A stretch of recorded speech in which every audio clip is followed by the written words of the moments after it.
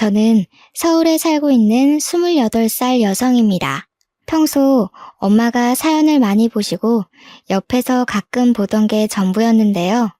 세상 사람들이 정말 이런 많은 사연을 가지고 사는구나, 진짜일까 생각했는데 그 일이 저한테도 일어났지 뭐예요. 저는 아직도 그 일을 생각하면 어떻게 그렇게까지 할 수 있을까 생각이 드는데요. 부모님은 지나간 일을 굳이 떠올려봤자 좋을 것 없다고 하세요. 그저 서로 조심하고 또 조심하면 된다고 말씀하시거든요. 어떻게 보면 인생에 대한 쓴 경험이라고, 인생 공부라고 좋게 생각하고 있습니다. 하지만 곱씹어보면 괘씸한 일이었기에 쉽사리 잊히지 않아요. 제가 결혼은 미친 짓이라고 생각하게 된 계기에 대해 말씀드리고 싶어서 이렇게 글을 적게 됐네요. 불과 2년 전에 일어났던 일이거든요. 저에겐 위로 3명의 오빠가 있습니다. 큰 오빠와는 15살, 둘째 오빠는 14살, 셋째 오빠와는 8살 차이가 나고요. 딸이 귀했던 저희 집은 제가 늦둥이로 태어나자 너나 할 것 없이 금지옥엽처럼 아끼면서 키우셨어요. 하지만 아들만 키우셨던 부모님은 저도 예외는 없다고 하셨습니다. 여자의 몸으로 세상을 살아가려면 혹독하게 자라봐야 한다며 엄하게 훈육을 하셨거든요. 여자라서 남자라서가 아니라 스스로 무언가를 해낼 수 있는 자신감을 심어주기 위해 노력하셨어요. 돈의 소중함을 알기 위해 용돈 기입장은 물론이고요. 한 달에 10만 원을 용돈으로 주셨는데 모자란 돈에 대해서는 각자 알아서 해야 한다는 룰이 있었습니다. 결국 내가 필요에 의해 생긴 부분은 어떤 방식을 사용해도 상관없으니 아르바이트를 하던 대회에 나가 상금을 타던 극복해 나가보라고 하셨죠. 가격이 조금 나가는 전자기기를 산다거나 휴대폰을 바꾸거나 할 때에는 그 물건이 왜 필요한지 조목조목 따져 엄마 아빠가 들었을 때 납득이 가야 허용이 됐고요. 어떻게 보면 너무 짠순이 기질로 키운 거 아니냐 하시는 분들도 있으시겠지만 제가 바라본 부모님은 자식들에겐 한없이 다정다감한 분들이셨어요. 공무원이셨던 부모님은 얼마 전에 정년퇴직을 하셨습니다. 집 근처 학교 앞에서 작은 분식집을 차리셔서 제2의 인생을 보내고 계세요. 자식들에게 먹인다는 마음으로 직접 새벽장을 봐오셔서 음식을 하십니다. 메뉴가 떡볶이, 순대, 튀김, 어묵 이렇게 4가지로 단출하지만 나름 동네에서 유명한 맛집이랍니다. 깔끔하고 똑부러지는 엄마의 성격에 결혼 초부터 알뜰살뜰 재테크 주식 투자를 많이 하셨대요. 운 좋게 수익률이 좋아져 여유 자금이 생기셨고 분식집을 차린 건물을 사들이기까지 했죠. 연금과 월세를 받으며 분식집을 운영하며 행복한 노후를 보내고 계십니다. 아무쪼록 전 유복한 가정환경에서 아낌없는 지원을 받으며 자랐습니다. 오빠들과 나이 차이가 많이 나는데 제가 중학생 시절 큰오빠와 작은오빠가 결혼을 했어요. 부모님 2분 다 공무원 출신이시라 어떻게 보면 딱딱한 분위기일 수도 있겠다 싶은데 제가 아는 부모님은 엄격하셔도 사람들에겐 한없이 다정하신 분들이었습니다. 그래서 오빠들이 결혼하고 새언니들이 생겨도 고부 갈등, 집안 싸움 같은 건 당연히 없을 줄 알았어요. 워낙 부모님은 자신들보다는 타인에게 맞춰주시는 타입이고요. 더군다나 좋은 게 좋은 거라고 싸움을 굳이 만드신 분들이 아니었기 때문이죠.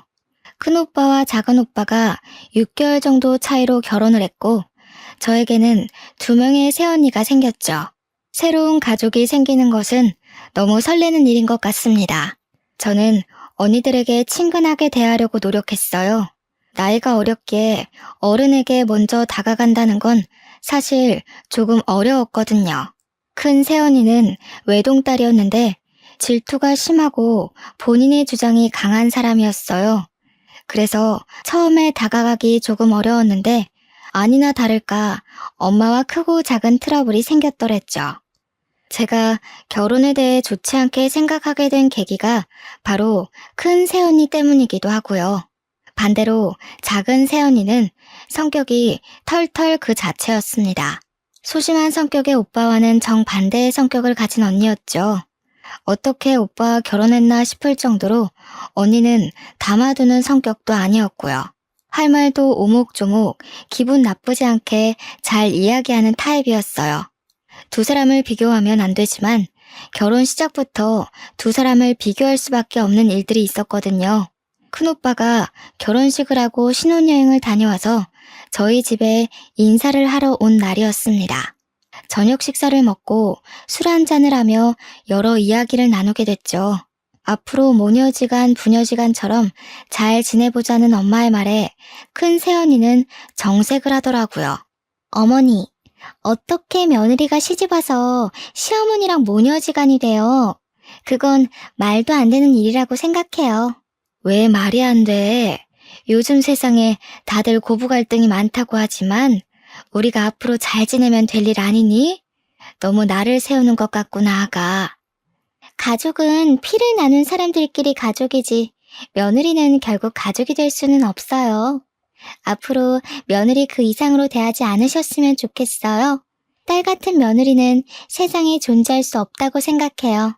부모님은 새언니의 말에 기가 찼지만 더 이상 아무 말도 하지 않으셨어요. 저도 면전에 대고 그런 이야기를 대놓고 할 줄은 몰랐거든요. 저희가 시집살이를 시킨다는 것도 아니고 잘 지내보자는데 너무한 것 같았어요. 부모님과 오빠들 그리고 저는 벙쪄 있었습니다. 물론 큰 새언니는 저에게도 새언니 그 이상의 노릇을 바라지 말라며 엄포를 놓더군요. 기분이 상할 대로 상한 엄마는 그 뒤로 큰 며느님이라는 호칭으로 존대까지 해가며 명절에도 부르지도 않으셨고요. 부모님은 큰 새언니를 정말 며느리로만 대했고 가족이 아닌 남처럼 행동하셨어요. 얼마 뒤 작은 오빠가 결혼한 뒤 허니문 베이비로 조카가 생겼습니다. 평소에 나이 어린 저에게 꼬박꼬박 아가씨라며 살갑게 대해준 둘째 새언니가 조카를 임신했다고 하니 정말 기뻤어요. 공부하느라 힘들지 않냐며 조카를 임신한 상태에서도 힘든 내색 없이 저를 챙겨주었죠.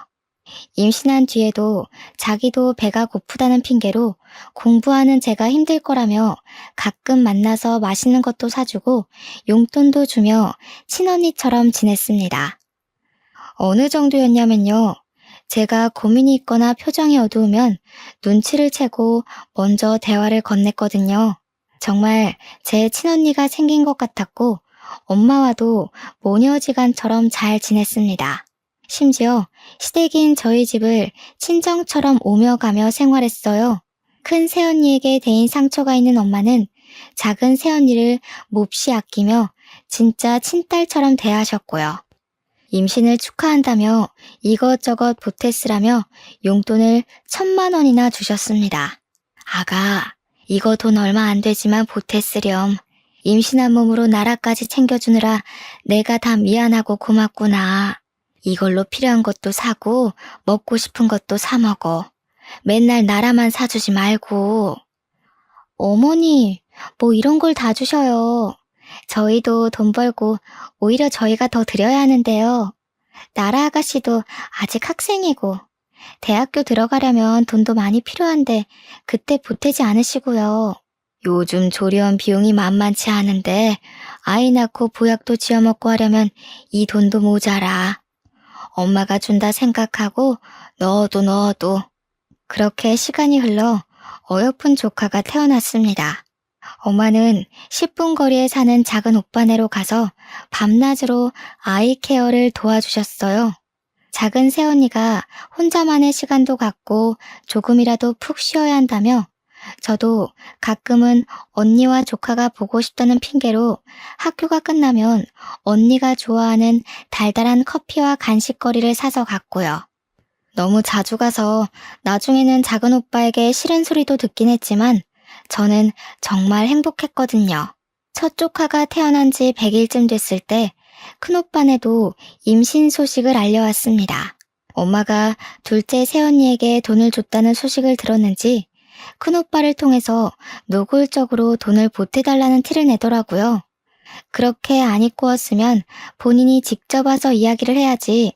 몸이 힘들다는 이유로 큰오빠만 보내서 대뜸 돈 달라고 하니 어린 저였어도 정말 당황스럽더라고요. 사실 큰오빠는 똑부러지는 성격이 아니었는데 약간 휘둘리기 좋은 성향이거든요. 큰 새언니가 얼마나 달달 볶아댔으면 큰오빠는 임신 소식을 알린다는 핑계로 오랜만에 집에 왔습니다. 분명 가면 뭐라도 말이 있을 테니 가봐라 했겠죠. 엄마, 둘째네도 조리원비 보태주셨다면서요? 저 이번에 이직하고 집사람도 직장 그만두고 돈이 조금 부족할 것 같아요. 저희한테 둘째네한테 해주신 것처럼 똑같이 지원해 주시면 안 돼요? 아이고, 이제 별의 별 꼴을 다 보는구나. 그런데 어쩐대요? 가족도 아닌 사람한테 그렇게 큰 돈을 어떻게 보태줄 수 있을까? 차용증이라도 쓰고 가면 내 얼마든지 주마. 그래도 엄마 맏며느리인데 너무 차별하시는 거 아니에요? 제가 집사람 보기가 민망해요. 아이고, 그렇게 민망해?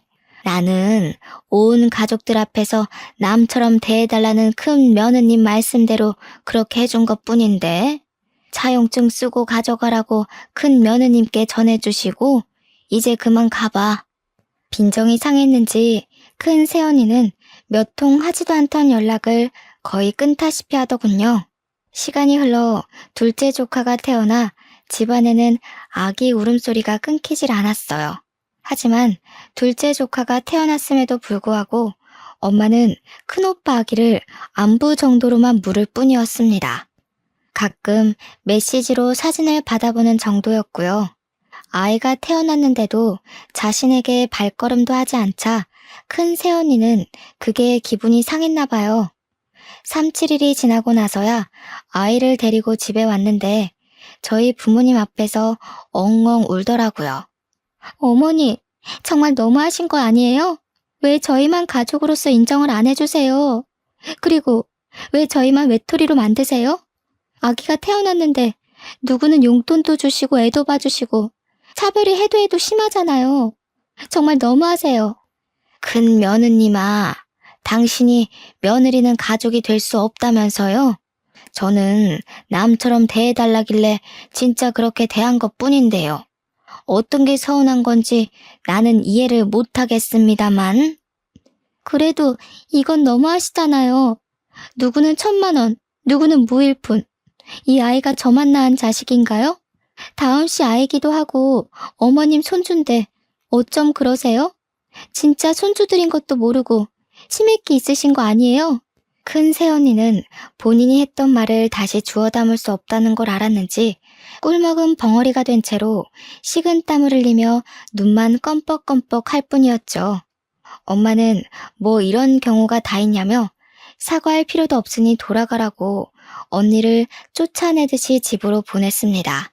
그 뒤로 반성할 줄 알았지만 큰 새언니는 더 도끼를 품었는지 연락을 거의 끊다시피 하더군요. 가끔 큰오빠가 보내주는 아기 사진 몇 장이 소식의 전부였거든요. 그렇게 시간이 조금 흐르고 조카들도 어느 정도 자랐을 무렵이었습니다. 저는 고등학교를 졸업하고 대학에는 가지 않고 바로 반도체 공장에 취직을 하게 됐어요. 이름을 대면 알만한 회사였고 인생에 있어서 대학은 별 의미가 없는 것 같았거든요. 대학 공부를 하는 것도 좋지만 그동안 오빠들과 부모님의 그늘 안에서만 사는 것 같았어요. 그래서 혼자 스스로 독립도 하고 돈을 벌고 싶은 마음이 컸죠. 고등학교 졸업과 동시에 취직을 하며 6년 동안 돈을 알뜰살뜰 잘 저축했습니다. 공장 기숙사에서 생활하며 숙식 문제를 해결할 수 있어서 절약을 할 수 있는 환경이었거든요. 그 결과 결혼 자금 정도로는 손색이 없을 정도의 1억이라는 자금을 만들 수 있게 됐죠. 어느 날 거의 연락을 주고받지 않던 큰 새언니가 남자를 소개해주겠다고 연락을 해오는 게 아니겠어요. 어른이 해주는 소개고 쉽사리 거절을 하지 못했던 저는 알겠다고 대답했어요. 며칠 뒤 소개팅 날 잔뜩 힘을 주고 약속 장소에 나갔어요. 아마 이때 소개팅을 한 것이 제 인생의 가장 큰 실수가 아닐까 생각되네요. 아무튼 소개팅에서 만난 남자는 생각보다 준수하고 젠틀하게 생긴 외모였어요. 키도 크고 누가 봐도 좋아할 만한 훈남 스타일이었거든요. 저보다 5살이 많았는데 큰 새언니와는 대학 선후배 사이이고 고향에서 오랫동안 알고 지낸 동생이라고 했습니다. 현재는 강남에 있는 유명 로펌에서 근무하는 송무 직원이라고 했어요. 다정다감한 말투와 행동, 몸에 배어있는 매너까지 뭐 하나 흠잡을 곳 없는 사람이었습니다. 제가 대학을 안 나왔고 돈을 벌기 위해 바로 취직했다는 말까지 했는데도 사람마다 관점의 차이고 생각의 차이는 있길 마련이라며 무슨 상관이냐고 말하더군요. 어느 정도 자기 주장이 있고 사람을 생각할 줄 안다고 판단돼 호감이 생겼습니다. 그렇게 연락처를 주고받은 뒤 몇 번의 만남 끝에 연인 사이로 발전하게 되었죠. 큰 새언니에게 좋은 사람을 만나게 해줘서 고맙다며 연락을 했고 저희는 1년 정도의 연애를 한 뒤 자연스레 결혼 이야기가 나왔어요. 양가에 인사를 드리고 강남에 있는 모 호텔 식당으로 상견례 약속을 잡았습니다. 상견례를 하는데 굳이 큰 새언니가 같이 오겠다고 하는 거 아니겠어요? 길을 눌러줘야 된다나 뭐라나. 심지어 첫째 오빠는 출장 가야 되는 날이라 안 오는데 자기는 꼭 가야겠다고 고집을 피우는 겁니다. 둘째 새언니는 아이도 있고 제가 부담될까봐 안 오겠다고 했고요. 엄마가 오빠들이 바빠서 못 가니 새언니라도 같이 가자며 말씀하셨어요. 같이 가서 나쁠 거 없다고요. 결국 부모님, 저, 큰 새언니가 상견례 장소에 같이 가기로 했죠. 떨리는 마음으로 부모님과 약속 장소로 갔고 저는 너무 긴장된 나머지 화장실을 다녀오겠다 말하고 잠시 자리를 비우게 됐습니다. 화장실에서 화장도 고치고 마음을 다잡고 나가려는데 누군가 저를 붙잡는 게 아니겠어요? 서빙을 하던 여직원이었는데 예비 남편의 이름을 말하며 어떻게 알게 된 사이냐고 물어보는 거예요. 생전 처음 보는 여자가 예비 남편에 대해서 이야기하니 조금 당황스러웠죠. 저는 곧 결혼할 사이라고 얼떨결에 대답했고요. 여직원은 저에게 혹시 소개해준 사람이 김지연이냐며 큰 새언니의 이름을 말하는 게 아니겠어요? 제가 새언니는 어떻게 하냐고 무슨 소리냐며 되묻자 그 여자는 오해하지 말고 들으라고 하더니 차근차근 말을 해주었습니다. 사실은 저 이도훈 사장님 가게에서 일하던 종업원이에요. 제가 사정이 어려웠는데 사장님이 도와주신 덕에 그 술집에 취직하게 됐거든요. 이것저것 잘 챙겨주셔서 저도 모르게 마음이 생겼는데 얼마 뒤 애인이라며 김지연 씨를 데리고 왔어요. 네? 도훈 씨는 로펌 송무 직원인데요. 다른 사람이랑 착각한 거 아니에요? 그쪽이 잘못 알고 있어요. 그 사람 5년 전부터 대학가 근처의 술집 사장이에요.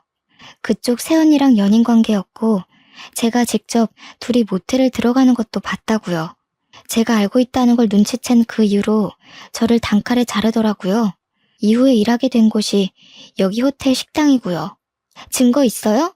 거짓말 마세요. 사람 잘못 보셨겠죠. 도훈 씨가 그럴 리가 없어요.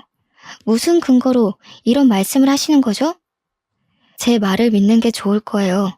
제가 그쪽 인생 구해주는 거라고요. 방금 5분 전에도 그 남자가 저한테 뭐라고 그랬는지 아세요? 옛날 기억은 다 잊으라고. 지금 중요한 자리니까 입 함부로 놀렸다가 너 죽고 나 죽는다며 입 닫으라고 협박했어요. 제 말이 안 믿기시면 방금 녹음한 것도 있는데 한번 들어보시던가요. 종업원은 저에게 사진과 동영상 그리고 녹음 파일을 들려주었어요. 저희 방에 음식을 가져다 줄 때 예비 남편은 종업원 얼굴을 확인하고 서둘러 화장실에 가서 아는 체 하면 가만 안 둔다고 협박까지 했다더라고요. 혹시 몰라서 휴대폰 녹음 앱을 켜두고 있었고요. 녹음 파일 들어봤는데 진짜 제 예비 남편 목소리가 들리는 게 아니겠어요? 모든 사실이 진짜라는 것을 알게 되고 전 다시 상견례하는 자리에 착석했죠.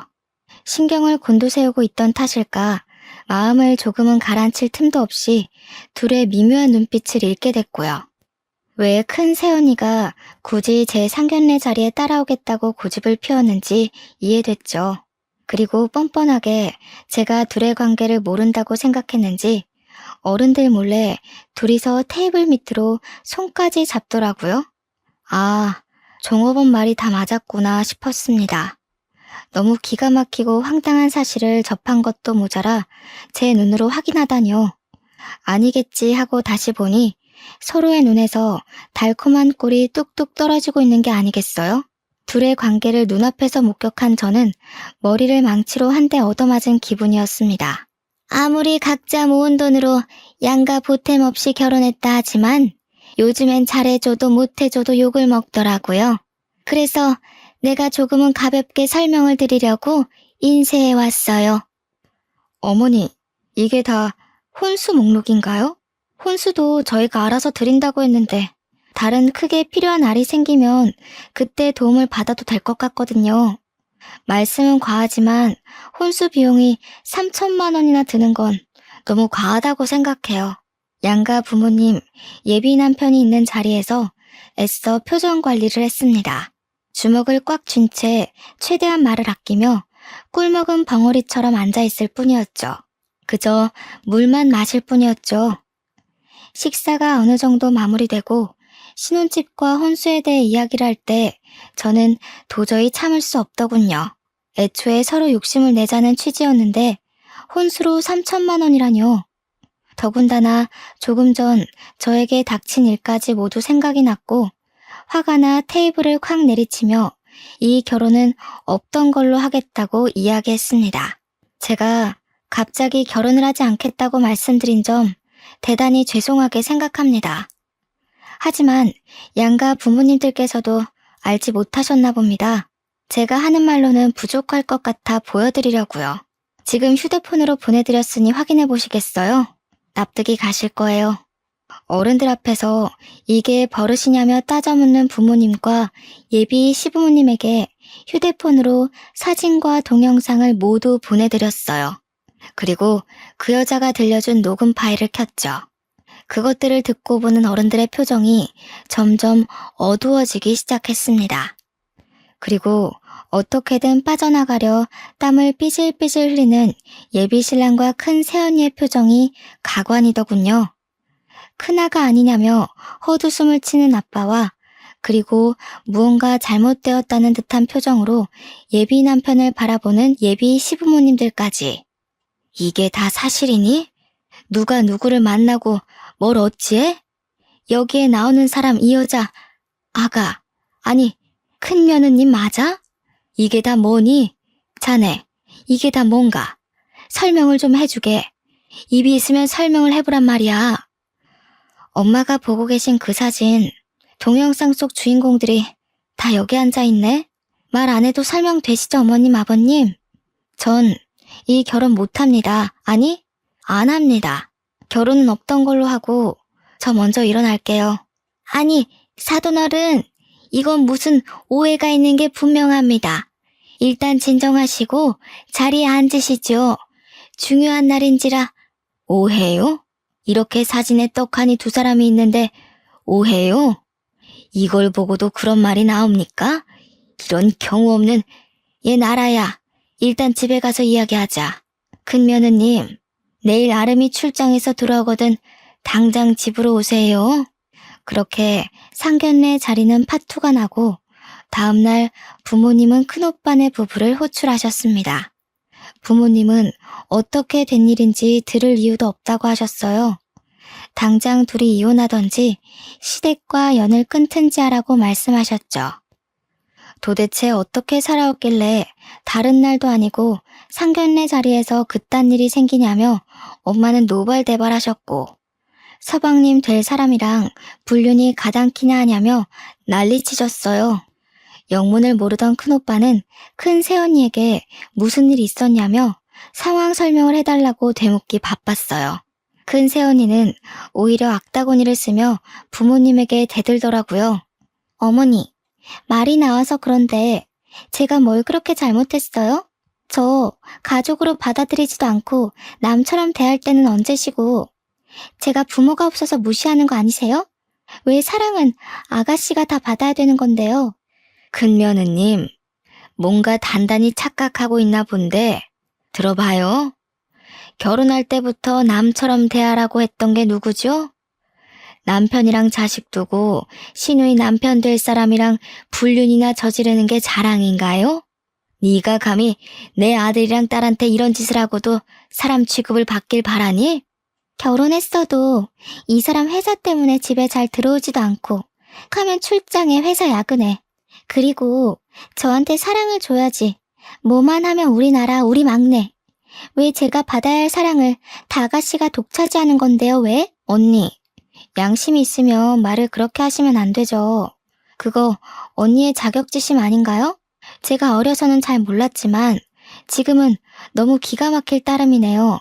이제껏 언니를 조금이라도 좋은 사람이라고 생각했던 제가 제일 잘못인 것 같네요. 뭐라고요? 그래요. 질투나서 그랬어요. 내가 받을 사랑 다시 가져오고 싶어서 복수하려 했다고요. 아름씨마저 그놈의 나라. 이 집에서 난 아무것도 아닌 게 너무 싫었어요. 알고 보니 이 사단이 난 건 큰 새언니가 가족들의 사랑을 독차지하고 싶어서 저에게 본인의 불륜 상대였던 고향 후배인 예비 남편을 소개해 준 거였어요. 결혼을 해서 출가 외인이 되면 저에게만 쏠리던 관심이 자기에게도 오지 않을까 하는 생각을 했었다는 겁니다. 말도 안 되는 이야기를 들으신 부모님은 충격을 받으셨죠. 부모님은 뒷목덜미를 잡으며 그저 한숨을 내쉴 뿐이셨어요.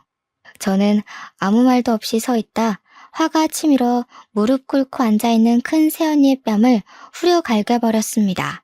말릴 틈도 없이 이루어진 저의 돌발 행동에 순식간에 집안은 살얼음판이 돼버렸죠. 저는 그 자리에서 분노에 차 소리를 쳤습니다. 아까도 말했지만 일말의 양심이라도 남아있다면 오빠랑 이혼하세요. 그리고 지금 나한테 저지른 죄값, 감옥에 가던 무릎을 꿇고 빌던 죄값 달게 받아요. 아니면 새언니랑 큰오빠가 우리랑 인연을 끊던지, 새언니가 알아서 기어 나가던지, 뭐라도 하지 않으면 내가 새언니 무너뜨릴지도 몰라. 알겠어? 큰오빠는 표정이 굳은 채로 언니와 이혼하겠다며 말하고 자신이 알아서 해결할 테니 걱정 말라며 큰 새언니를 끌고 밖으로 나갔습니다.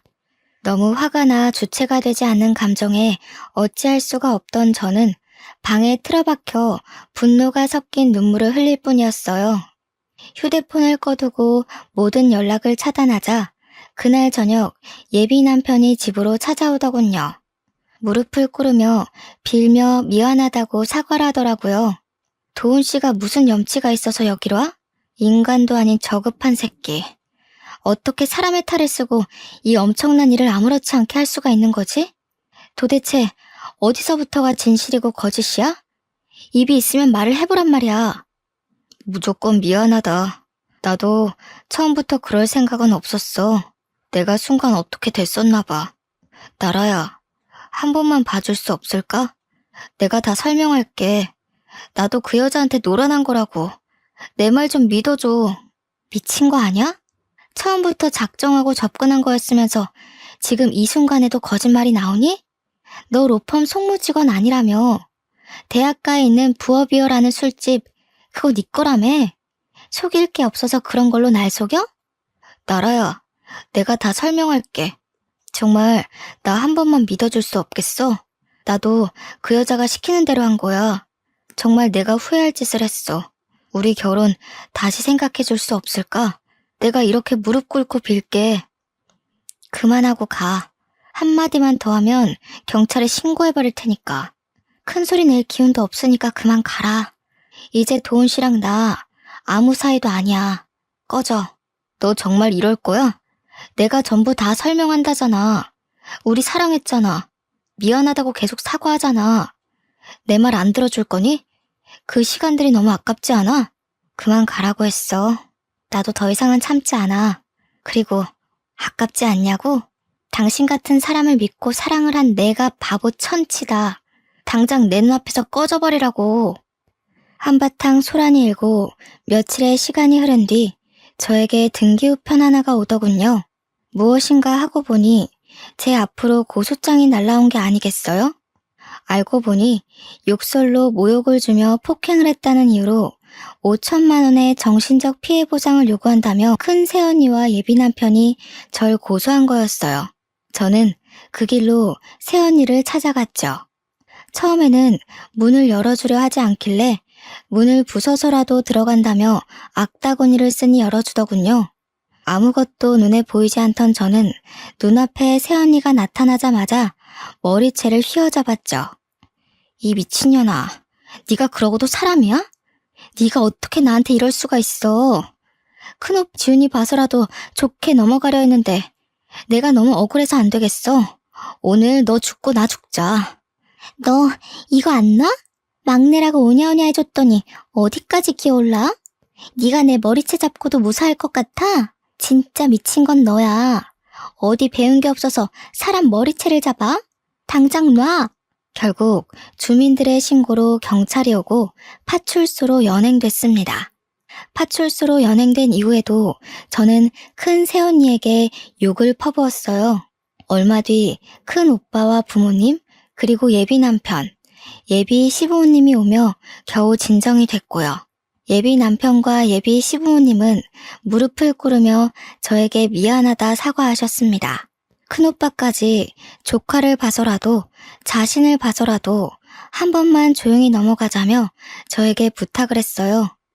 새언니는 아이 이야기가 나오자 그제야 조금 제정신이 들고 뒷감당을 할 자신이 없었는지 눈물바람으로 자신이 정말 미쳤었다며 미안하다고 빌기 시작했어요. 그 순간 해맑게 웃고 있는 조카의 얼굴이 아른거렸습니다. 어른들의 잘못인데 어린아이가 무슨 죄가 있어 이런 수모를 겪나 싶어 마음이 아팠어요. 저는 부모님과 겨우 집으로 돌아왔어요. 회사에는 사정을 이야기하고 한 달 정도의 휴가를 받았습니다. 사실 말이 한 달 휴가지 제 연차를 있는 대로 끌어모았고 병가를 더해 쉬는 거였죠. 그 한 달 동안 집에 틀어박히기도 하고 혼자 제주도로 여행을 다니기도 하며 생각 정리를 했어요. 작은 오빠 부부와 셋째 오빠는 저를 위로해주기 바빴어요. 둘째 새언니는 제가 혹시라도 안 좋은 생각이라도 할까 매일 전화해서 안부 묻기 바빴고요. 큰오빠는 저에게 연락할 염치도 없다며 그저 미안하다며 사과하는 장문의 문자를 남길 뿐이었죠. 사실 큰오빠는 새언니와 협의이혼으로 조용히 마무리하려 했습니다. 하지만 새언니가 이혼만은 안 된다며 계속 완강하게 버티고 또 버티는 게 아니겠어요? 마음이 약했던 큰오빠는 그 상황에서도 아이 때문인지 쉽사리 결정을 내리지 못했어요. 큰 새언니는 집을 나가지도 않고 버티며 아무 말도 아무런 행동도 하지 않았고요. 저희 가족 모두가 답답해하며 속만 썩혀가던 그때 이 상황을 해결해줄 구세주가 나타났습니다. 바로 둘째 새언니였어요. 둘째 새언니는 할 말이 있다며 저희 집으로 온 가족을 모이게 했죠. 자신이 나설 일은 아니지만 가족의 평화를 위해 조금 설치겠다고 하며 말을 하기 시작했어요. 큰오빠가 윗사람인데도 화가 잔뜩 난 표정으로 오빠를 다그쳤죠. 아주버님, 제가 뭐라 판단해드릴 건 아니지만 말씀드리고 싶어요. 아이와 가족들을 생각해서라도 빨리 결단을 내리셔야 해요. 그 정도 결단력도 없으면 인생 살면 안 됩니다. 누구의 아들, 누구의 오빠이기 전에 부끄럽지 않은 아빠가 되셔야죠. 재수씨, 내가 재수씨 볼 면목이 없어요. 정말 부끄럽습니다. 솔직히 어떻게 해야 할지 모르겠어요. 나라한테 한 짓 생각하면 찢어 죽여도 모자란데 아이가 있으니 쉽사리 판단이 되질 않아요. 우리 생각 말고 형이랑 지훈이만 생각해. 근데 나는 미래를 위해서는 이혼을 하는 게 맞는다고 봐. 솔직히 같이 살 수 있어? 나라한테 그런 짓까지 했는데 더군다나 바람까지. 애 엄마로서도 며느리로서도 빵점이야. 그러면 안 되는 거였다고. 이혼 소송 진행은 제가 맡아드릴게요. 상간남 소송도 가능한 거 아시죠? 원만하고 깔끔하게 협의 이혼을 하는 게 제일 좋은 방법이지만 저쪽에서 가만히 있질 않으니 저희도 응당한 대가를 치르게 해줘야 한다고요. 나라 아가씨 생각해서라도 제가 그냥은 못 넘어가겠네요. 그러고 둘째 새언니는 상견례 이후 있었던 일을 부모님께 말씀드렸어요. 부모님은 그런 일이 있었으면 진작에 말을 하지 그랬냐며 절 나무라셨죠. 어머님, 아버님, 제가 집안일에 괜히 나선다고 한 건 다 나라 아가씨를 위하는 마음 하나였어요. 어렸을 때부터 봐왔던지라 더욱 특별하거든요. 형님이 저희를 얼마나 속인 건지, 저희가 모르는 무언가가 더 있는지 제가 직접 알아볼 겁니다. 소송도 직접 진행할 거고요. 너무 걱정하지 마세요. 며칠 뒤 둘째 새언니는 저를 데리고 갈 데가 있다며 차에 태워 어디론가 갔어요. 정말 마주치고 싶지 않았지만 둘째 새언니 손에 이끌려 도착한 곳은 큰오빠 집이었습니다. 예상치 못한 방문에 표정이 굳은 큰 새언니는 저희에게 돌아가라고 했지만 둘째 새언니가 문을 열지 않으면 시끄러워질 거라고 하자 결국 열어주더라고요. 집 안으로 들어서자마자 둘째 새언니는 큰 새언니를 바닥에 쓰러뜨리며 멱살을 잡은 채 소리쳤어요. 네가 감히 우리 아가씨를 우습게 봤어? 얼마나 얕봤으면 그딴 짓을 해? 내가 가만두지 않을 거예요. 형님, 신고하려면 하세요. 오늘 형님이 죽나 내가 죽나 한번 해봅시다. 이윽고 두 여자가 바닥에 뒤엉키며 격한 몸싸움으로 번졌어요. 급작스러운 상황에 저는 언니들을 말리기 바빴습니다. 결국 오빠들에게 호출 후 막내 오빠까지 와서 뜯어말린 뒤에야 진정이 됐죠. 큰 새언니는 경찰에 신고할 거라며 손해배상을 요구하겠다면서 악에 받쳐 소리치기 시작했고요. 둘째 새언니는 신고하라고 아기 엄마 된 도리로 적어도 분류는 아니지 않냐며 애한테 쪽팔리지도 않냐고 사람들 고생시키지 말고 각자 갈 길 가라고 소리쳤어요. 우리 착한 막내가 아무것도 못하고 있는 것 같아서 언니 된 도리로 대신 때려줬다고 하면서요. 그 와중에도 아무 말도 못하고 서 있던 저는 오히려 미안해지기 시작했습니다. 큰오빠는 결국 불륜을 이유로 큰 새언니를 유책 배우자로 이혼 소송을 진행했습니다. 동시에 예비 남편을 상간남으로 고소했고요. 변호사였던 둘째 언니가 직접 소송을 맡았고 제가 갖고 있던 사진, 동영상들이 결정적인 증거가 되어 양육권과 친권은 모두 큰오빠가 가져올 수 있었습니다. 큰 새언니에게 양육할 의지가 보이지 않으며 그럴 환경이 아니라는 결과가 나왔거든요. 동시에 큰 새언니는 큰오빠에게 3천만 원의 위자료를 주게 되었고요. 조카에게는 큰 상처를 주게 된 것 같아 마음이 쓰이더라고요. 너무 미안해하지 마. 우리는 응당한 대가를 치른 거야. 네가 죄책감 가질 필요 없어. 상황이 이렇게 돼서 내가 오히려 미안해야 할 부분이지. 결과가 어찌되었든 그 상황이 길어져 봤자 서로 좋을 건 없어요. 결론을 하루라도 빨리 봐야지. 안 그럼 우리 나라 아가씨 마음 고생하다 죽을 것 같아서 제가 무례를 범했네요. 사과드려요, 아주버님. 큰오빠가 이혼을 하며 부모님은 한숨을 쉬며 어렵사리 말을 꺼내셨습니다. 아름아, 내 이렇게까지 하기는 싫었다만 이혼을 하는 마당에 뭐 하나라도 확실하게 해두는 게 좋을 것 같아서 말이다. 혹시 모르니 친자 검사를 해보지 않으련? 미안하구나. 미안하실 것 없어요. 저도 친자 검사 생각하고 있었습니다. 서로 불신만 쌓일 바에는 확실하게 해두는 게 저도 좋아요. 며칠 뒤 유전자 검사 결과가 나왔고 다행히 큰오빠와 조카는 친자 관계가 성립했어요. 지금 보니 새언니가 했던 말 중 거짓말이 아닌 유일하게 진실한 부분이었네요. 이혼 후 큰오빠는 조카를 부모님께 잠시 맡기고 일부러 해외 지사에 근무 신청을 해서 싱가포르로 떠났습니다. 둘째 새언니는 조카가 외로움을 느끼지 않게 살뜰히 챙겨주었어요. 나라 아가씨, 나예요. 아직도 내가 많이 밉죠? 아마 그 감정 오래 갈 거예요. 아가씨를 처음 봤던 그날부터 지금까지 나는 아가씨를 그저 부러워만 했던 것 같네요. 식구들의 사랑을 독차지하는 아가씨를 보면서 나도 저렇게 사랑받고 싶다는 생각이 간절했었어요. 나도 어릴 때 부모님이 일찍 돌아가셔서 그런가 사랑이 많이 고팠나 봐요. 그러면 안 되지만 나한테는 아가씨가 방해만 되는 것 같아 솔직히 아가씨가 많이 미웠어요. 지금은 내가 잘못했다는 걸 깨닫고 물러나지만 굳이 아가씨에게 미안하다는 말은 하지 않을게요. 그동안 고마웠고 앞으로 좋은 사람 만나 잘 살길 바래요. 이 못난 큰 새언니, 아니 저를 훗날에 다시 만난다면 스쳐 지나가도 모른 척 해주세요. 잘 지내요. 큰 새언니는 이혼 후 저에게 처음이자 마지막으로 장문의 문자를 남기고는 그 뒤로 연락이 두절되었어요. 어디서 사는지 무얼 하며 사는지 알 수가 없더라고요. 큰오빠의 말로는 프랑스로 건너가 새로운 일을 시작할 것 같다고 하더라고요. 그렇게 사건은 마무리가 되었습니다. 저는 충격의 여파로 인해 잠시 방황을 했는데요. 휴가 기간 동안 결국 공장을 그만두고 1년 동안 백수로 살았어요.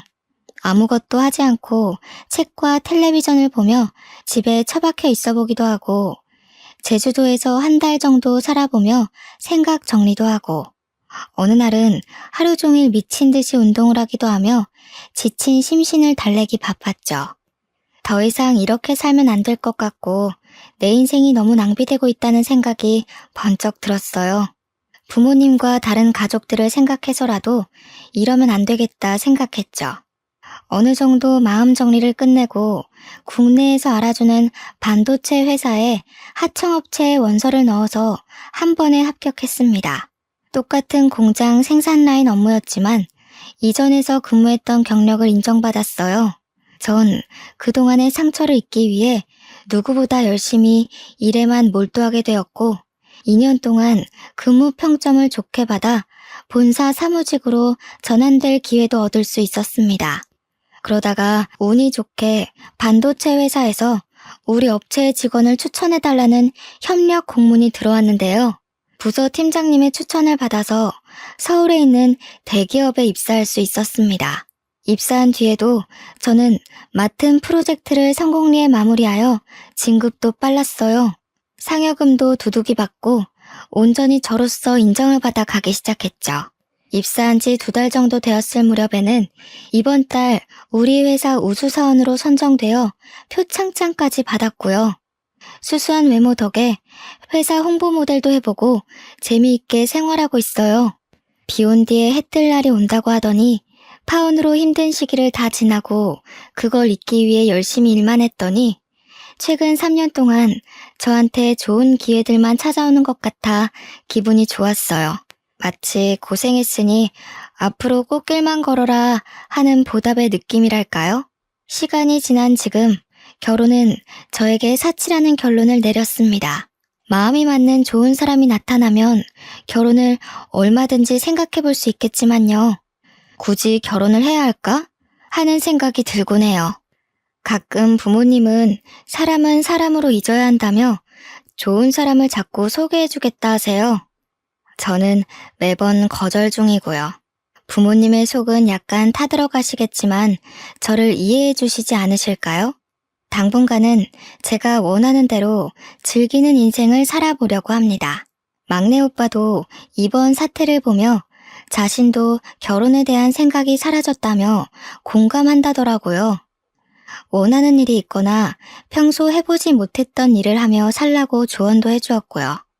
저 혼자 벌어서 저 혼자 잘 먹고 잘 사는 것도 나쁘지 않다고 생각합니다. 사람은 사람으로 잊어야 한다는 말이 있죠. 저희 부모님도 요즘 들어 자주 하시는 말이지만 어느 정도 일리는 있는 것 같아요. 하지만 저는 이번 일로 결혼 말고도 사람에 대한 공포심도 생긴 것 같네요. 열심히 극복하며 현재 회사는 안정적으로 잘 다니고 있고요. 그림과 책에 관심이 생겨 동호회에도 가입하며 꾸준히 활동하고 있습니다. 저의 지친 마음을 안정과 여유를 찾아주는 좋은 취미라 생각해요. 저처럼 이런 기구한 사연이 또 있을지는 모르겠지만 비슷한 사연을 가진 사람이 있다면 슬퍼하지 말고 돌파구를 빨리 찾아 극복해내셨으면 하네요. 나에겐 늘 어두운 일만 생겨 헤쳐나가기 어려울 거야 하는 생각 말고 조금 더 긍정적으로 생각해보면 어떨까요? 나에게 주어진 이 시련들은 훗날 나를 더 단단하게 만들어줄 거야 라고요. 제 사연이 많은 공감과 위로가 되길 원하며 긴 글을 읽어주셔서 감사드립니다.